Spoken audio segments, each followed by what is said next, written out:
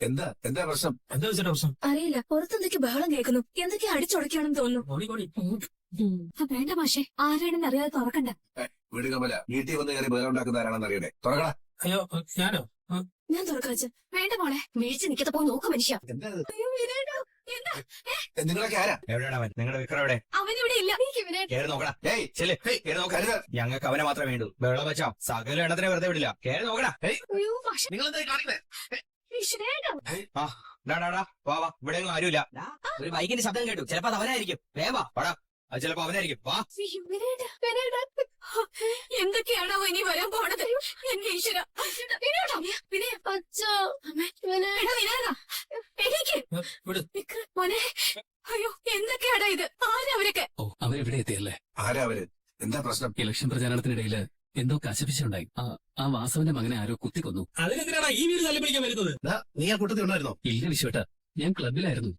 പക്ഷേ ഞാൻ കുത്തിയെന്ന ആളുകൾ പറയുന്നത്. അയ്യോ മോനെ, ഇത് നിന്നെ കൊടുക്കാൻ വേണ്ടിയുള്ള കെണിയാ വെക്കണം. അതെ, ശ്രീനിധി സാർ എന്നെ വിളിച്ചിരുന്നു. അവര് നിന്നെ തെരഞ്ഞു നടക്കാം.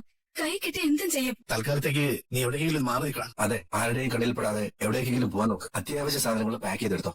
പക്ഷേ ഇത് നോക്കി. അയ്യോ, ഇത് ആ പയ്യനല്ലേ? ആരാ കൊന്നത്? നീ ആ വാർത്ത മുഴുവനും വായിക്കാൻ. അയ്യോ, എന്താ മോളെ? നോക്കട്ടെ.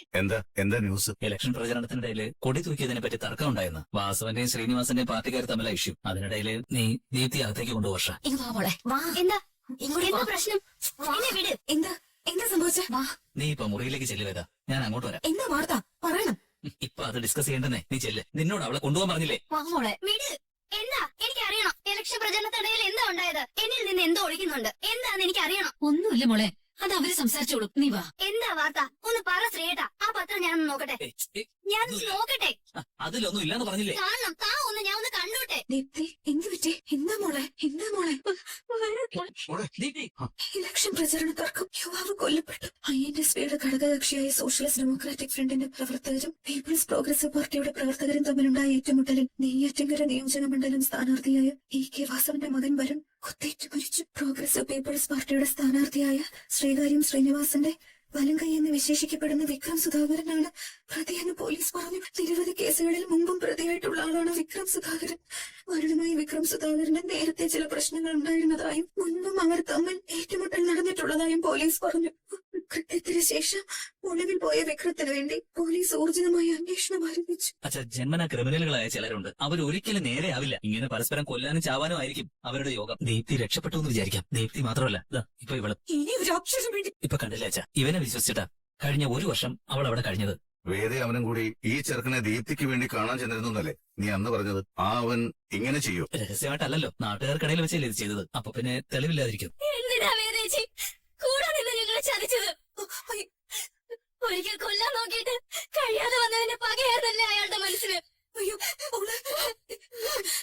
എന്താ സംഭവിച്ചെന്ന് നമുക്കറിയില്ല.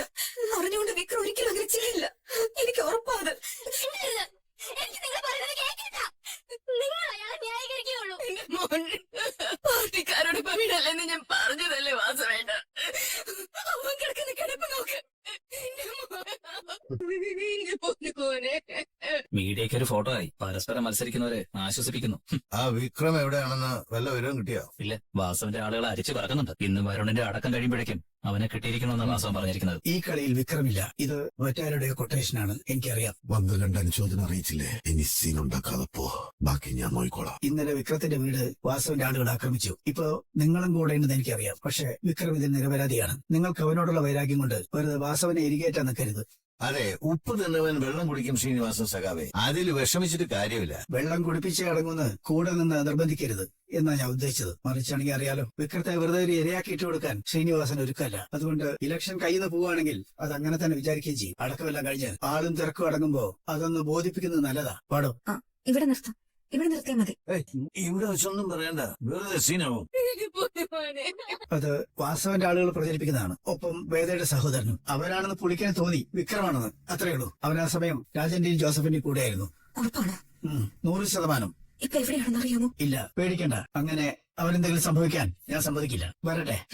വിക്രമിനും വീടിനും വേണ്ടി മാത്രം ഞാൻ മാറി നിന്നിട്ടും അപകടങ്ങളും വേദനകളും അവരെ കൂടുതൽ വേട്ടയാടുന്നു എന്നറിഞ്ഞപ്പോൾ കൂട്ടിവെച്ച ധൈര്യവും എന്റെ തീരുമാനങ്ങളും പാടെ തകർന്നടഞ്ഞു. വിക്രം എന്റെ ജീവന്റെ പാതയായിരുന്നു. പ്രാണൻ കൊടുക്കും ഞാൻ കാക്കുമെന്ന് ഉറപ്പുള്ള എന്റെ പ്രണയം മരണത്തിൽ പോലും വേർപിരിയാതെ ഞാനത് ചേർത്ത്